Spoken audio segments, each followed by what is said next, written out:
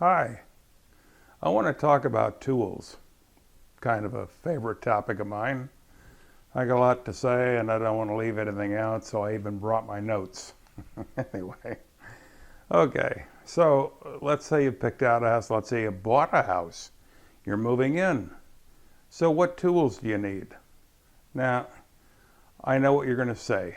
No, you don't understand. The house is move-in ready. It's perfect as it is. Okay, see, you're a homeowner, and this other mentality takes over. Like, well, that medicine cabinet was fine for the previous owner, but, well, he's not here anymore. And, you know, if I hung a few cabinets in the garage, I could get all that stuff up off the floor, and it'd look a lot nicer. Yeah, you're a homeowner, so put your stamp on it. Your idea of fun maybe used to be going for a walk in the park. Well, now maybe your idea of fun is going a walk in the aisles of your favorite hardware store, looking at stuff, looking at tools and cabinetry and everything else you could use. Okay, so what tools do you need? Well, first, let's back up a step and ask, are you going to go with corded or battery powered? Now, if you're going to go with corded tools, that's fine. Then pick whatever tool you want and then get a good extension cord and you're ready to go. On the other hand, if you're going to go with battery powered, then first take a moment to look through the various brands of tools to see which brand offers what tool that you might want. Now here's why. Batteries are specific to the brand. DeWalt batteries won't fit Makita tools. Rigid batteries won't fit Milwaukee tools and vice versa. The batteries, the chargers, the tools are all specific to each brand. So if you bought a drill with Makita and a different tool with DeWalt and a different tool with Milwaukee and a different tool, well, you're going to wind up with a tool collection that's very colorful, but also one that is needlessly expensive because you've got to buy the tool and the batteries for that tool and the chargers for that battery for that tool in each brand. So take a look first to see what's available. Now ask yourself, what are you going to do with the tools? Hang some pictures, sure, or maybe change hinges on doors or cabinets? Okay, get a drill that will do both. I'm going to use a battery-powered drill here to illustrate what I'm talking about. The first thing I want to point out is the collar up front. There's a picture of a hammer. Now, if you're drilling serious holes into serious concrete, you might need a rotary hammer drill. But actually, this has always done whatever I've needed it to do. So if you're drilling smaller holes into brick or cement, this tool will probably do the job for you. The rest of these numbers, they're the amount of torque, twisting power, the drill will apply before a clutch mechanism allows the chuck to stop turning. You're hanging a door on a wood cabinet. You put the screw into the hole, but you don't want to strip out the hole, and you don't want to break the screw off, half of it in the wood and half of it in your hand. So you turn the torque setting down low. When the screw is in, the clutch steps in and the chuck stops turning. You can hear it.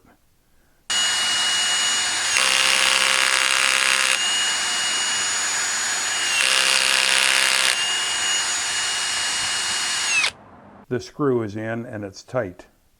Get in the habit of using the clutch. It'll save you a lot of grief. Saws. I recommend getting a circular saw. Now, if this is scary looking, and it can be, then maybe get a jigsaw. It'll do the same thing, sort of. It'll just take you a little bit longer. You cut dimensional wood, 2x4s, 2x6s, that sort of thing. But if you get just a few other items with the circular saw, you can do a lot more with it. I'll show you what I mean. If you're going to get into cabinetry, then listen up. Plywood comes in sheets 4 feet by 8 feet. Now, some of the home improvement stores have panel saws. If you ask, the employees will probably make a few cuts for you, but not as many as you will need, and not with the precision you'll need. And a lot of times, their saws are down for repairs anyway. Even if you happen to have a table saw, running a full 4x8 sheet of plywood through the table saw is going to require you and a few friends to do some sort of elegant dance.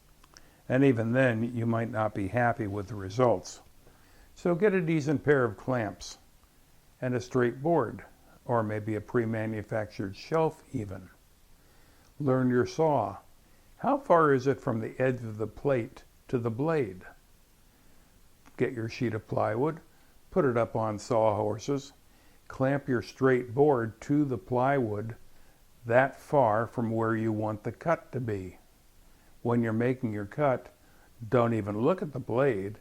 Instead, watch how your saw rides along the fence. You'll get a cut as straight as your fence and as accurate as you clamp it. Now, the corded version of this saw does have more power than the battery-powered version, but the corded version has, well, a cord. Invariably, the cord is going to get hung up on something, and you probably will have to stop the cut to free up the cord and then finish the cut. It's something to think about. By the way, you can use the fence for more than just the circular saw. Here, I'm using the fence to shape the edge of the board with a router. Now that's kind of beyond the scope of this video, but I just wanted to show you that the fence works for other tools too. Batteries. You need more than one. Why? Well, because they run down. Keep them both charged up. Use one battery, and when it runs down, get in the habit of immediately putting it in the charger to recharge, and then use the fresh battery. This way, you won't have to be waiting around for the battery to recharge. You'll have one fresh, ready to go all the time. You can cycle your batteries through the tool and work pretty seamlessly. Then too, what batteries do the different tools require? Get different sizes of batteries. Here's what I'm talking about. The battery on the left is rated at 6 AH. AH is amp hours. The battery on the right is rated at 2. Same voltage. Both batteries will fit the entire line of tools, just different amp hours. That's how long the battery will last before it needs to be recharged. The 2 amp hour battery will give a decent runtime in a light or a drill or some other light tool. On the other hand, it'll run down fairly quickly in a circular saw. So I think you need 2 batteries anyway, and if you're going to have different types of tools, then get the type of battery that's appropriate for that tool. That way you'll get a decent run time for that tool. You'll still be able to cycle it through the charger and get more satisfaction out of it. A shop vac. I personally do a lot of wood finishing. Stains, polyurethanes, that sort of thing. So I need the more powerful suction found in the larger shop vacs. The problem is they also come with larger tanks. I have never come even close to filling up a tank even a quarter of the way with one of these large containers. Invariably, I have to take it apart and clean the filter just to keep it running as powerfully as I need it to. I just empty the tank at the same time and then put it back together. I have seen now, however, that some manufacturers are putting a heftier suction a higher horsepower vac with a smaller tank. My problem is I'm not in the market for one right now. Oh, what else you need? You need a bench brush, foxtail brush, same thing. Now I just told you to get a shop vac. What do you need this for? Well, this is a lot more convenient. If you're just trying to get the sawdust out of your way, it's quicker, easier just to grab this, a couple of swipes with this, and you got the sawdust out of your way. It's just more convenient, that's all. Other random tools you'll need: slip joint pliers, adjustable wrenches. Actually, get two. Here's what's called an angle stop valve. You've got two of these under each sink for the faucets and one under each toilet. When you need to replace it, you'll need one wrench to hold the valve and one wrench to tighten the nut down onto it. Although, given a choice, I'd rather have one adjustable wrench and a pair of what are called channel locks. It's just a more versatile combination of tools, that's all. Now, you'll need a good tape measure. The end of these things has a hook on them, and they're all loose. And you think, well, that shouldn't be like that. I'm going to take a hammer and pound that down so it's tight. No, it needs to be loose. Here's why. If you want to measure the distance between something, then the hook is inside that dimension. So the thickness of the hook becomes part of the dimension. On the other hand, if you want to measure how long something is, then you're going to hook it on the end of the board and run it out. And in that case, the hook is outside the dimension that you're measuring. The reason this is loose is so that it can slide back and forth just that thickness. So in this application, it's inside the dimension.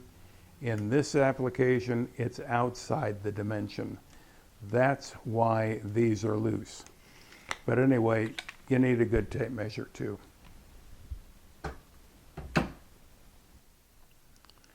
Screwdrivers, both Phillips head and straight slot. Get one for your drill.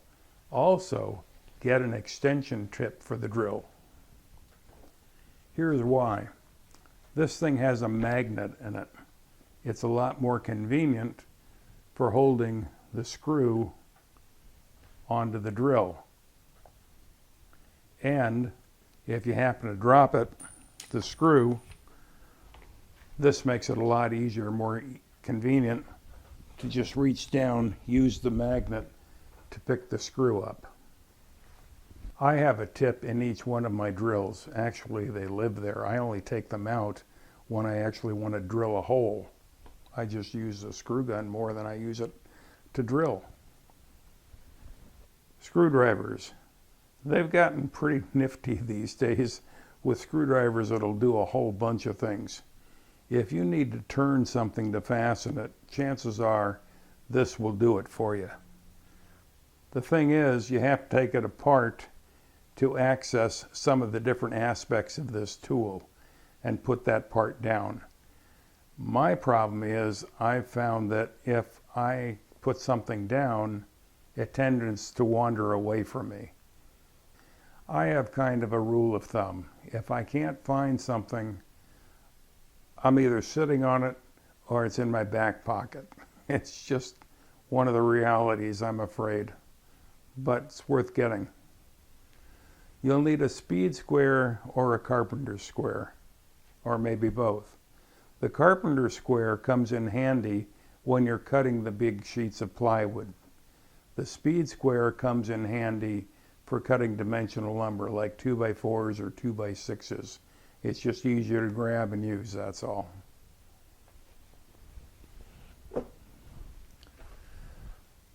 A final word about safety. Get the earmuffs, get the eye protectors. I know what you're thinking. I'm a manly man. I don't need that stuff. Yeah, I thought that too at one time, and now I struggle to hear my granddaughter's small voice. Protect what you've got. And knee pads are nice too. So there you have it. As you settle into your new house, it's only natural that you want to put your stamp on it, make it your own, and you should. What I've tried to do here is give you some guidance as what tools you should get that'll help you do that. Put the money into materials you need for your job and not in tools that you don't need, don't want, will only use once, or just are an unwise purchase. The problem that I have is that once I get started, I don't know where to stop. There isn't a room, a closet, a hallway, kitchens, bathrooms that I haven't altered in some way in my house. I don't know where to stop. Hopefully you'll have better control than I do.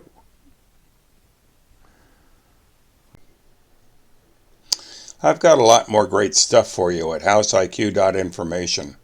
If you like what you've seen so far, do me a favor and tap the subscribe button so you don't miss future videos. And click the link to watch some more great stuff right now.